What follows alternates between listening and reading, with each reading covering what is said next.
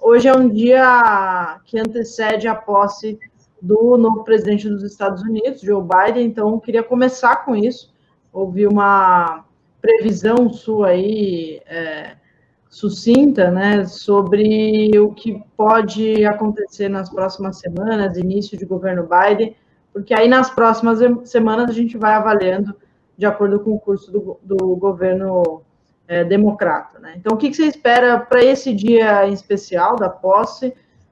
Aparentemente, tem tudo bastante assegurado ali em relação à segurança, né?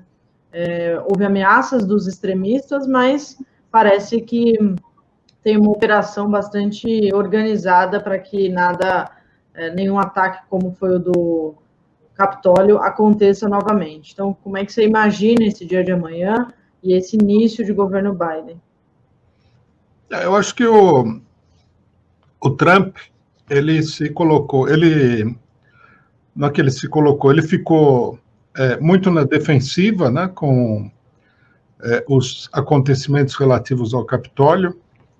O pessoal invadiu o Capitólio e a burguesia norte-americana, de conjunto, explorou esse fato para apresentar isso quase como se fosse um atentado terrorista, né? E o Trump, nesse sentido, caiu muito na defensiva.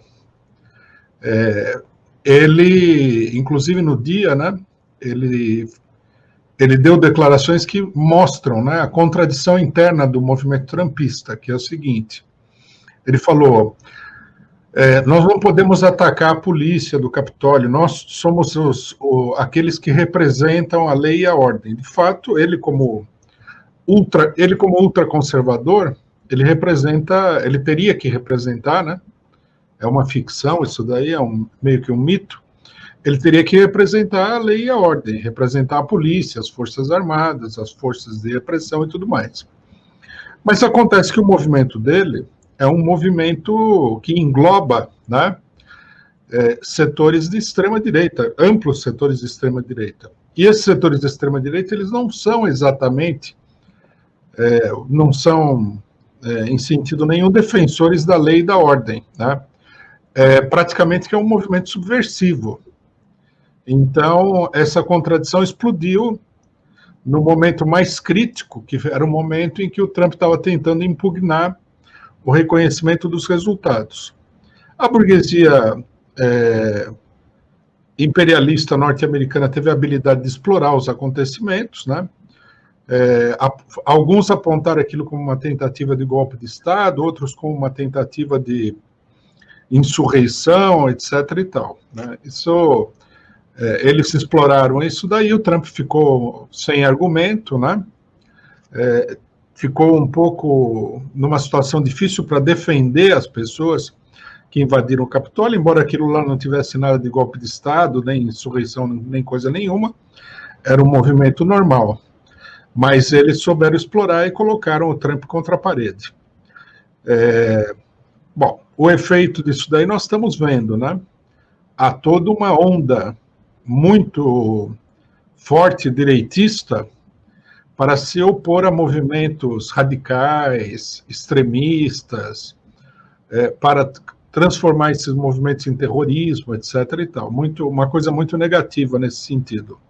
O próprio Biden já declarou que ele vai...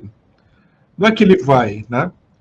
No Congresso há uma lei que é complementar à lei patriótica, né? A famosa lei que saiu do 11 de setembro, uma lei para punir o terrorismo doméstico. Ele vai colocar isso daí na pauta.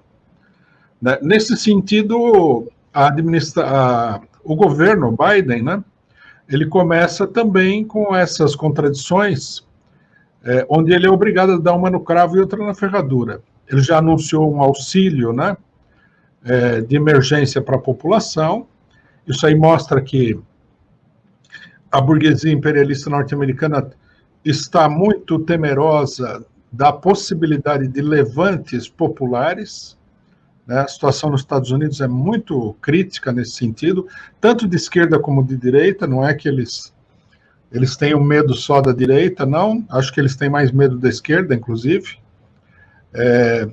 mas ao mesmo tempo já está se armando com diversas medidas repressivas. Quer dizer, você procura desfazer os focos de tensão, mas ao mesmo tempo você arma o aparato repressivo. No terreno internacional, vem se confirmando aquilo que a gente falou, né? A política do Biden vai ser extremamente agressiva. E tem essa história dos perdões, né? Que o Trump estaria articulando aí mais de 100 perdões, perdões presidenciais, né? E que seria um perdão, que teria o perdão para ele mesmo. Enfim, isso não está totalmente definido ainda, né? Eu acho que... fala. Não, diga.